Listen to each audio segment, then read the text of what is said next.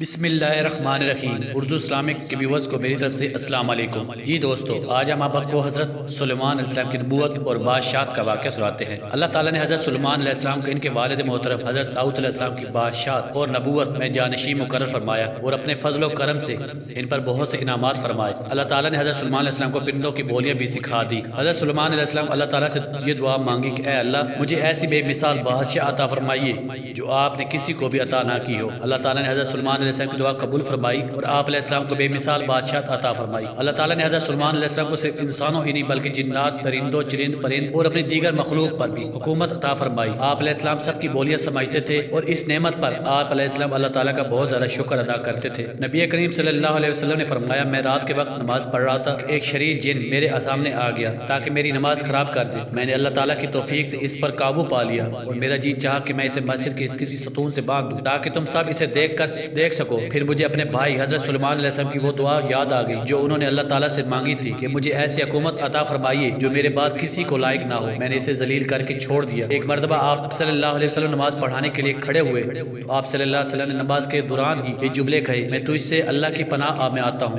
میں تو اس پر اللہ کی لعنت بھیجتا ہوں۔ پھر آپ صلی اللہ علیہ وسلم اپنا ہاتھ اس طرح آگے بڑھایا کہ جیسے کسی چیز کو پکڑنا چاہتے ہیں۔ جب آپ صلی اللہ علیہ وسلم نماز سے فارغ ہوئے تو ہم نے عرض کیا، اے اللہ کے رسول صلی اللہ علیہ وآلہ وسلم، ہم نے آج آپ کو نماز میں دو باتیں کہتے سنا ہے جو پہلے کبھی کہتے نہیں سنے، اور ہم نے آپ صلی اللہ علیہ وسلم کو ہاتھ بڑھاتے ہوئے دیکھا ہے۔ آپ صلی اللہ علیہ وسلم نے فرمایا، اللہ کا دشمن ابلیس آگ کا ایک شعلہ لے کر میرے چہرے پر پھینکنے کے لیے آیا تھا۔ میں نے 3 بار کہا، میں تجھ سے اللہ کی پناہ میں آتا ہوں۔ پھر میں نے کہا، میں تجھ پر اللہ کی لعنت بھیجتا ہوں۔ پھر بھی وہ پیچھے نہ ہٹا تو میں نے چاہا کہ اسے پکڑ لوں۔ اگر حضرت سلیمان علیہ السلام کی بے مثال بادشاہت کی دعا نہ ہوتی تو میں اسے پکڑ کر باندھ دیتا۔ اہل مدینہ کے بچے اس سے کھیلتے۔ حضرت سلیمان علیہ السلام کی ہواؤں اور جنات کا مسخر۔ اللہ تعالیٰ نے حضرت سلیمان علیہ السلام کے لیے معجزہ کے طور پر ہوا کو مسخر کر دیا تھا۔ وہ جہاں بھی جانا چاہتے تخت پر بیٹھ جاتے اور ہوا کو حکم دیتے کہ لے چل، وہ فوراً انہیں لے کر چل پڑتی۔ اسی طرح جنات کو بھی اللہ تعالیٰ نے حضرت سلیمان علیہ السلام کے تابع کر دیا تھا۔ ضرورت پڑنے پر وہ ان سے بآسانی کام لیا کرتے تھے۔ بس ہم نے ہوا کو ان سلیمان علیہ السلام کے تابع کر دیا جو آپ علیہ السلام کے حکم سے جہاں آپ جانا چاہتے وہ آسانی سے پہنچا دیتی، اور طاقتور جنات کو بھی ان کا تابع بنا دیا جو عمارت بنانے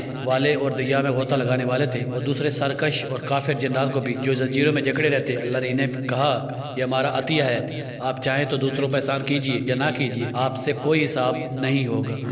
حضرت سلیمان علیہ السلام اللہ تعالیٰ کے کلموں کو بلند کرنے کے لیے جہاد کیا کرتے تھے۔ ایک مرتبہ حضرت سلیمان علیہ السلام کے سامنے عمدہ جنگی گھوڑوں کی نمائش کی گئی۔ آپ علیہ السلام ان گھوڑوں اپنے رب کی راہ میں جہاد کی خاطر بڑا پسند کیا۔ جب وہ گھوڑے دوڑتے ہوئے آپ علیہ السلام کی آنکھوں سے اوجھل ہو گئے، آپ علیہ السلام انہیں دوبارہ واپس بلانے کا حکم دیا۔ جب تمام گھوڑے واپس آ گئے تو عذرا محبت آپ علیہ السلام ان کی پنڈلیوں اور گردنوں پر ہاتھ پھیرنے لگے، یہاں تک کہ نماز عصر کا وقت جاتا رہا۔ پھر خیال آیا کہ نماز عصر قضا ہو رہی تو فوراً اللہ تعالیٰ کی طرف متوجہ ہو گئے۔ حضرت سلیمان علیہ السلام کی فوج میں وہ دودھ پرندہ بھی تھا جس سے آپ علیہ السلام کئی کام لیا کرتے تھے۔ ایک مرتبہ آپ علیہ السلام اسے غائب پایا تو کہا کہ اس کے غائب ہونے پر میں اس کو سخت سزا دوں گا، یا اسے ذبح کر دوں گا، یا وہ میرے پاس اپنا کوئی صحیح عذر لے کر آئے۔ کچھ دیر کے بعد حدود ایسی خبر لے کر آیا جس سے اللہ کے نبی حضرت سلیمان علیہ السلام بھی خبر تھے، جس کی غیر حاضری کا معقول عذر ہونے کی وجہ سے قصور ناقابل معافی تسلیم کیا گیا۔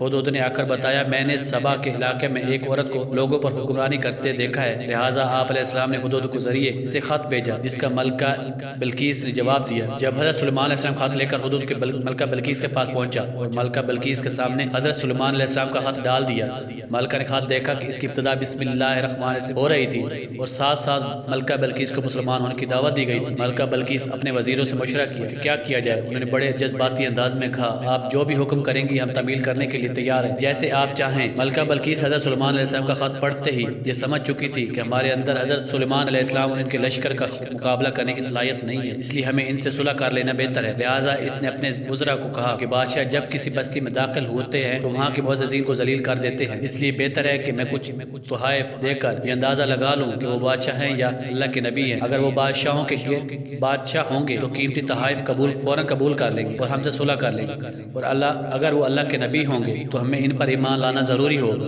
حضرت سلیمان علیہ السلام ملکہ بلقیس کے بھیجے ہوئے تحائف دیکھے تو قاصد کو یہ کہتے ہوئے واپس بھیج دیا کہ انہیں بتا دو، اللہ تعالیٰ نے مجھے خوب مال و دولت سے نوازا ہے، مجھے اس مال و دولت کی کوئی ضرورت نہیں، لہٰذا تم مسلمان ہو جاؤ یا پھر ایسے لشکر کا مقابلہ کرنے کے لیے تیار ہو جاؤ جس کا مقابلہ کرنے کی تم میں سکت نہیں اور تمہاری ذلت کا باعث بنے گا۔ جب حضرت سلیمان علیہ السلام کے قاصد جا کر ملکہ بلقیس کو بتایا کہ انہیں اللہ تعالیٰ نے خوب مال و دولت دے رکھا ہے، لہٰذا وہ تمہارے خلاف بہت بڑا لشکر لے کر آ رہے ہیں، ملکہ بلقیس فوراً سمجھ گئی اور اس نے اپنے وزراء سے کہا کہ چلیں حضرت سلیمان سلیمان علیہ السلام پر ایمان لے آتے ہیں۔ جیسے وہ وہاں سے نکلی، اللہ تعالیٰ نے بذریعہ وحی آپ علیہ السلام کو مطلع کر دیا کہ آپ علیہ السلام اس کا تخت منگوا لیا اور اس کے لیے شیشے کے ایک محل تیار کروایا تھا تاکہ اس کا امتحان لے سکے۔ جیسے ہی وہ آپ علیہ السلام کے پاس پہنچی، اپنا تخت دیکھ کر بڑی حیران ہوئی اور شیشے کا بنا ہوا محل دیکھ کر حیرت میں پڑ گئی اور پکار اٹھی کہ آج سے پہلے میں نے اپنے نفس پر بہت زیادہ ظلم کیا ہے، لہٰذا میں سلیمان علیہ السلام کے ساتھ اللہ تعالیٰ کی فرما بردار بن گئی ہوں۔ حضرت سلیمان علیہ السلام اپنے والد محترم حضرت داؤد علیہ السلام کی طرح نبی ہونے کے ساتھ حکمران بھی تھے۔ اللہ تعالیٰ نے آپ علیہ السلام کی بڑی قوت فیصلہ عطا فرمائی تھی، جس کی بنا پر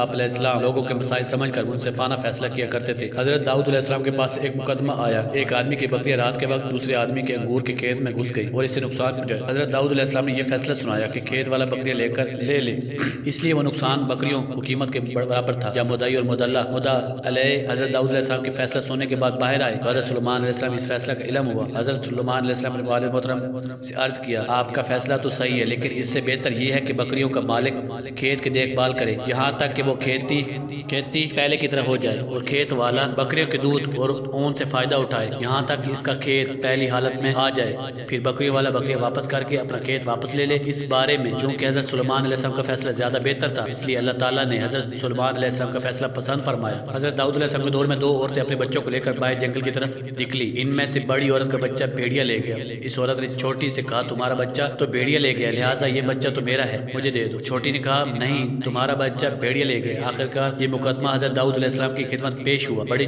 چرب زبان تھی، اس نے اپنا موقف اچھے انداز میں پیش کیا۔ جب حضرت داؤد علیہ السلام نے اس کے حق میں فیصلہ دے دیا، جب وہ باہر نکلی تو دوبارہ جھگڑنے لگی۔ اتنے میں حضرت سلیمان علیہ السلام تشریف لائے۔ انہوں نے معاملہ دریافت فرمایا تو ہر ایک نے یہ دعویٰ کیا کہ یہ بچہ میرا ہے۔ حضرت داؤد علیہ السلام بڑی حق میں فیصلہ دے چکے تھے۔ حضرت سلیمان علیہ السلام نے فرمایا، چھڑی لاؤ، میں بچے کو چیر کر آدھا آدھا کر تقسیم کر دیتا ہوں۔ بڑی تو خاموش رہی، لیکن چھوٹی جس کا بچہ تھا نے کہا، ایسا نہ کرے، اللہ تعالیٰ آپ پر رحم فرمائے، یہ بچہ بڑی عورت کا ہی ہے، اسے دے دے۔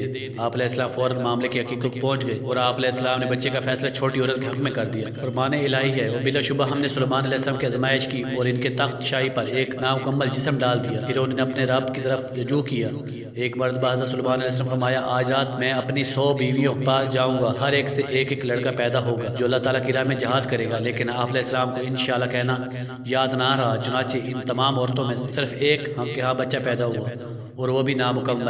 آپ صلی اللہ علیہ وآلہ وسلم نے فرمایا، اگر سلیمان علیہ السلام انشاءاللہ کہہ دیتے تو ان کی یہ خواہش ضرور پوری ہو جاتی۔ حضرت سلیمان علیہ السلام کے زمانے میں جنات کے بارے میں یہ مشہور ہو گیا تھا کہ وہ غیب کی باتیں جانتے ہیں۔ اللہ عز و جل نے حضرت سلیمان علیہ السلام کی موت کے ذریعے سے ان کی غلط فہمی کو دور فرما دیا، اس طرح کہ جب حضرت سلیمان علیہ السلام کی موت کا وقت قریب آیا اور آپ علیہ السلام کو اللہ تعالیٰ کی طرف سے اشارہ مل گیا، اس وقت آپ علیہ السلام نے جنات کو بیت المقدس کی تعمیر پر لگایا ہوا تھا۔ تعمیر کا ابھی کافی کام باقی تھا۔ آپ علیہ السلام نے باقی کام کا پورا نقشہ جنوں کے سربراہ کے حوالے کر دیا اور کام مکمل طور پر سمجھا دیا۔ پھر اپنی عبادت گاہ میں آ کر عبادت میں کھڑے ہو گئے اور اپنی لاٹھی پر ٹیک لگا لی۔ وہ ایسی عبادت گاہ تھی جس میں شیشے کی کھڑکیاں تھی۔ حضرت سلیمان علیہ السلام کو باہر سے دیکھنے والا یہ سمجھتا کہ آپ علیہ السلام عبادت میں مصروف ہے۔ اسی حالت میں اللہ تعالیٰ کے فرشتے نے آپ علیہ السلام کی روح قبض کر لی۔ فوت ہو جانے کے باوجود بھی آپ علیہ السلام لاٹھی کے سہارے پر کھڑے رہے۔ اسی حالت میں تقریباً 4 ماہ گزر گئے۔ ادھر بیت اللہ مقدس کی تعمیر مکمل ہوئی، ادھر اللہ تعالیٰ نے دیمک کو حکم دیا، اس نے نیچے سے لکڑی کھا لی اور حضرت سلیمان علیہ السلام کی میت گر پڑی۔ جیسے آپ علیہ السلام نیچے گرے تو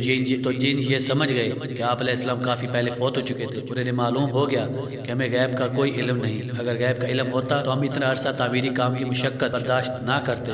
وفات کے وقت آپ علیہ السلام کی عمر 50 سال تھی۔ آپ علیہ السلام کی وفات کے بعد آپ علیہ السلام کا بیٹا جمام بادشاہ ہوا، اس نے 17 سال حکومت کی۔ اس کے بعد بنی اسرائیل کی سلطنت کے ٹکڑے ٹکڑے ہو گئے۔ فرمان الہی ہے، ہم نے ایسے جنات سلیمان علیہ السلام کتابیں بنا دیے جو اپنے رب کے حکم سے ان کے سامنے کام کرتے تھے، اور ان میں سے جو بھی ہمارے حکم سے سرکشی کرتا تو ہم اسے بڑھتی ہوئی آگ کا مزہ چکھاتے۔ جو کچھ سلیمان علیہ السلام چاہتے جنات ان کے لیے وہی تیار کر دیتے، مثلاً قلعے، مجسمے، حوضوں جیسے بڑے بڑے پیالے اور ایک ہی جگہ چولہوں پر جمی ہوئی مضبوط دیگیں۔ آپ نے اے آل داؤد، تم لوگ شکریہ کے طور پر نیک عمل کرو۔ اگر میرے بندوں میں کم ہی لوگ شکر گزار ہوتے ہیں۔ پھر جب ہم نے ان سلیمان علیہ السلام پر موت کا فیصلہ کیا، ان کی موت کی خبر جنات کو زمین کے کیڑے دیمک کے سوا کسی نے نہ دی تھی جو ان کی لاٹھی کو کھا کر آتا۔ پھر جب وہ سلیمان علیہ السلام گر پڑے، اس وقت جنات یہ بات واضح ہو گئی کہ اگر وہ جن غیب کے جاننے والے ہوتے، اس ذلت کے عذاب میں مبتلا نہ رہتے۔